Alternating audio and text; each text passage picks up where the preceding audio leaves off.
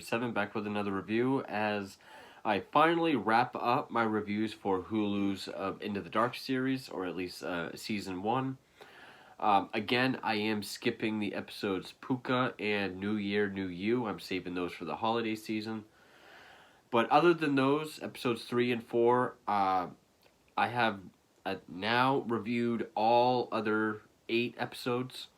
So maybe I will get to season 2 or do some here and there, but as of right now, there's other things I want to do. So for now, this is the final one that I'll be reviewing from season 1, and it is the 10th episode that came out in July of 2019.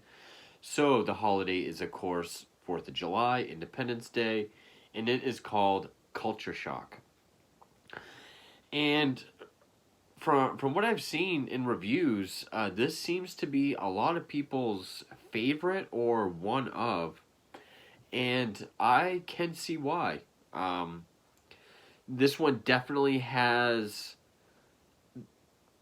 the best approach towards some heavy-handed material.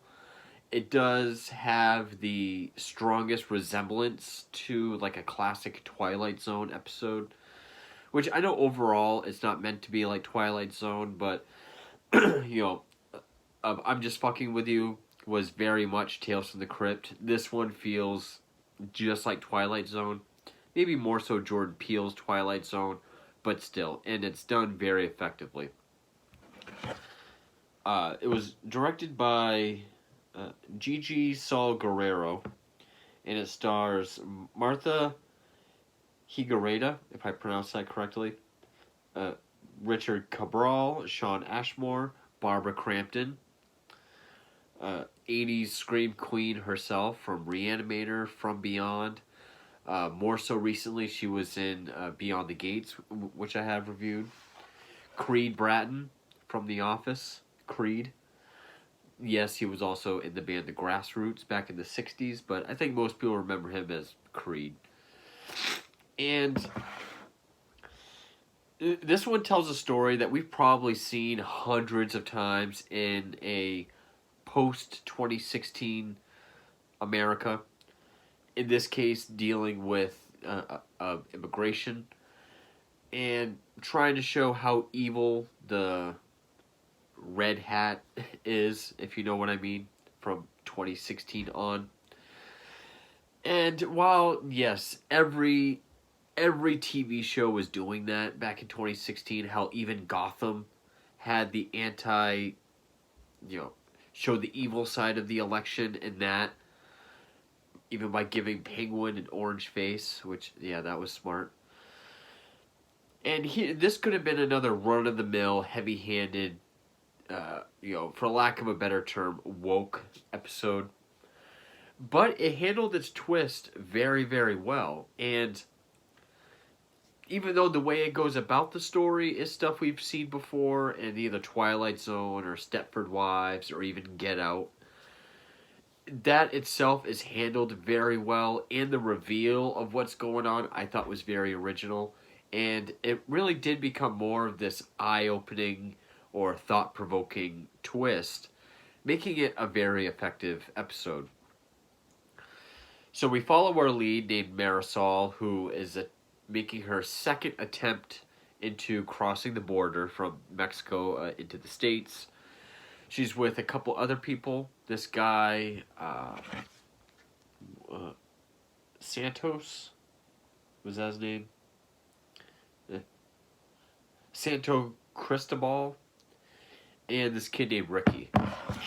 And while they're trying to get into the country, right at the border, something happens, and she wakes up in this completely picturesque, ideal kind of world, like a magazine version of classic Americana. Picture like the neighborhood from like Edward Scissorhands, or the town from like the Mike Myers Cat in the Hat. Bright, vibrant colors, and everyone is just big-eyed, bright smiles, almost robotic, almost robotically happy, and everything seems perfect. Even Marisol seems very happy. We get the idea that her first attempt to get into the country led to a sexual assault by a guy named Oscar, leading to her pregnancy, which a good chunk of the beginning of this movie does deal with Marisol trying to, come up with money to meet up with the coyote to help her get into the country, and having to stay with dangerous people and have to cross with more dangerous people while 9 months pregnant. Which it does do a good job at showing the dangers and the desperation of people trying to do this. But the absolute crown jewel of this film is this small town that she wakes up in. I think it's called Cape Joy, which is this ultra small town. It's a lot like Truman Show. I got a lot of vibes of Truman Show, and again Stepford Wives, where they're just like robotically happy, and it's very off-putting, very unsettling, and you never know where it's gonna go. Excuse me. Even people like Santo and Ricky that she just crossed the border with don't seem to recognize her. They no longer speak Spanish. They speak and understand English. They're all proper, like, collar shirts, doing community service work or whatever. Marisol's given birth, and Barbara Crampton will never let her hold it. And it does do a great, great job at creating this atmosphere of just that puritanical, idealistic 50s, 60s, pre-counterculture America. And there are some very creepy, well-done moments, like when she sees Ricky in a line of students to go to the school, and she calls out to Ricky, and all the kids just like turn and smile at her. Or, where the whole town will just kind of stop to look at her, and then when she notices, they all just go back to what they're doing. Constantly wondering where it's going, what's the deal with this town. And I did not see it coming, and I did think it was fairly original. Sure, some lines can be pretty heavy-handed, but for me, if the twist and everything works, and if it can take the social commentary in an original, nuanced way, then it can be as heavy-handed as it wants, and it will still be thought-provoking. It's when you add no nuance to it and do it almost for the sake of just shoving it in your face, then you get 2019 Black Christmas.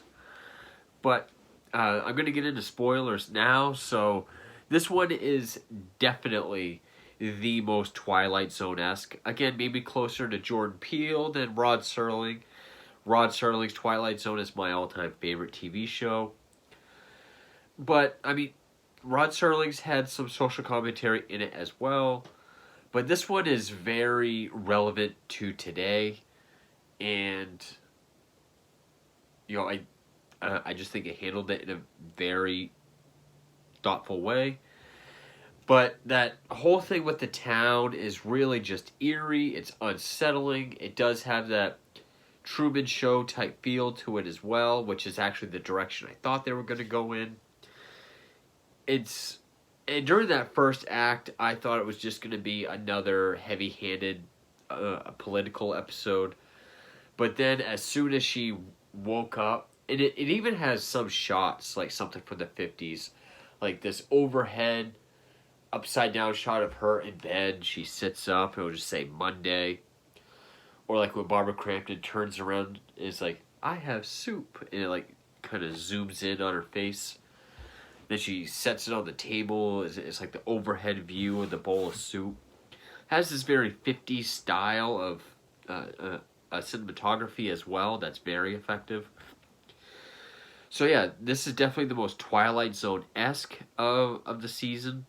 And probably one of the creepiest. without really having any kind of monsters or anything like that. Just having this constant buildup of dread and unknowing what's going to happen. So this is one that I can recommend. One of the ones I can recommend the most. Episode 10, Culture Shock. So getting into spoilers now. So she starts to realize that, Barbara Crampton won't let her look at the baby. At one point, she looks in this one room, sees the crib, thinks she hears her baby crying, but then Barbara Crampton appears behind her. When she looks, it's like a bathtub instead. It's like the bathroom. And she kind of sees it like glitch a bit. And she starts to think that, something's wrong. Like, even when she goes up to talk to Ricky, he seems to be stuck on this, like, NPC loop of, "Hi, it's wonderful to meet you. What's your name?" It's like, you know me. We crossed the border last week. "Hi, I'm Ricky. It's wonderful to meet you." And there is a trigger that will pull the Latinos out of whatever spell they're under. Kind of like in Get Out, it was the flash of a camera.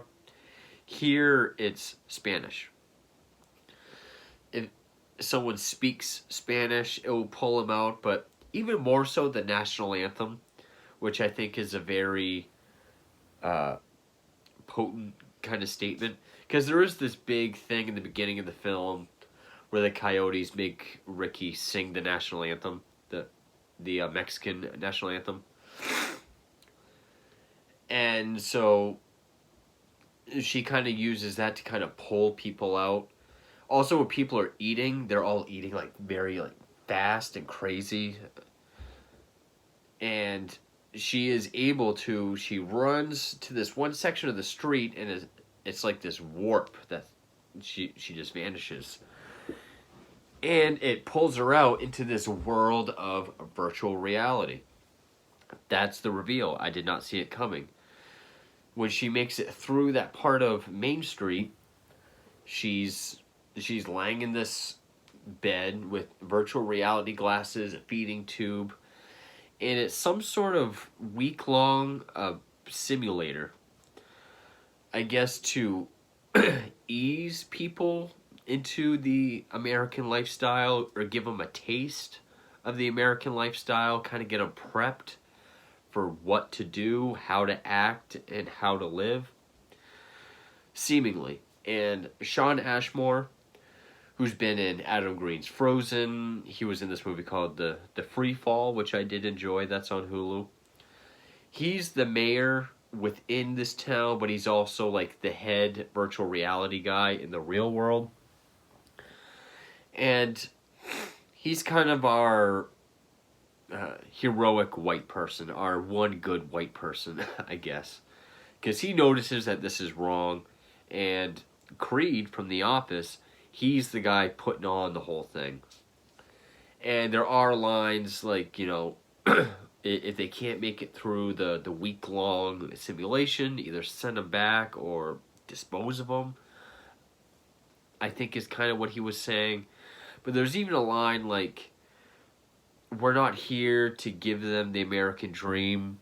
We're here to keep them out of it," or something like that. So this whole thing is to like brainwash them or to think they're living in America, but they're really not. So it's just this kind of, and also reason being, according to Creed, is they come over here, they break laws, they get thrown in jail, the American taxpayer pays for that. This way they can get what they think is a slice of the American life, even though they're not being torn apart from their families, and they're none the wiser, and the taxpayer gets to keep their money. That's Creed's whole thing. So Sean Ashmore is trying to help Marisol while also trying to get her to just play it cool, blend in. I can only do so much for you. But she kind of figures everything out. Like, she'll ask these people with these simulations questions that they can't answer, like that's off script. It'll kind of make them twitch and glitch a bit.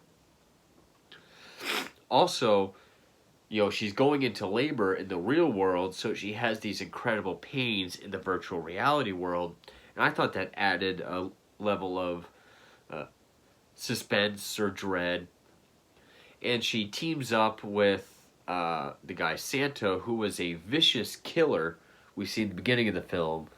But those two work together. They are able to break out of the virtual reality, free everyone, and pretty much fight back, kill everyone. Kill everyone, at least in the facility. Shawn Ashmore does live, and they are then able to cross into the border. And I thought it was effective. It does get heavy and preachy in some areas, but the atmosphere, the dread of the Cape Joy town, the reveal that it's virtual reality, and the sort of allegory of the Creed character really made it all work. And I loved the sequences and the build-up of the virtual reality town.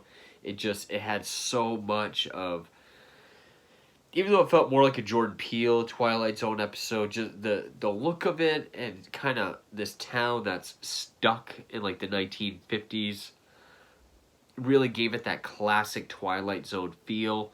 I love the Truman Show type of sense of dread, which is kind of where I thought it was going. I thought it was going to be either something like Truman Show, or it's this closed off town, or like a domed off town even, where they can't get out.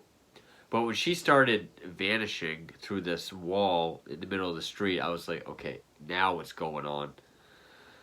But then when it revealed to be virtual reality, I thought that was really cool. Definitely one of the more thoughtful or thought-provoking episodes. And this could have been, it kind of is just as heavy-handed as Treehouse. But Treehouse, I think, had less redeeming qualities and less originality to it. Excuse me. The way it handled its twists and reveals, I don't think it was as strong as Culture Shock. And just the fact that it looked and felt like a classic Twilight Zone episode that's pretty much just built on atmosphere and dread, that alone makes it one of my favorite episodes. So yeah, definitely one of my favorites, and this is now the last one I'll be doing. As far as I know, till Christmas or New Year's, when I do Puka and New Year, New You, maybe I'll do some Season 2 here and there, but for now, that's it for Season 1 of Hulu's Into the Dark. For the most part, I can say it's a decent series. There were none that blew me away. There's only been one rant, and even that wasn't a crazy rant, wasn't super angry or anything. But I can say it's been a decent, fun, and interesting series overall. I hope you enjoyed my reviews through this series, and thank you for watching.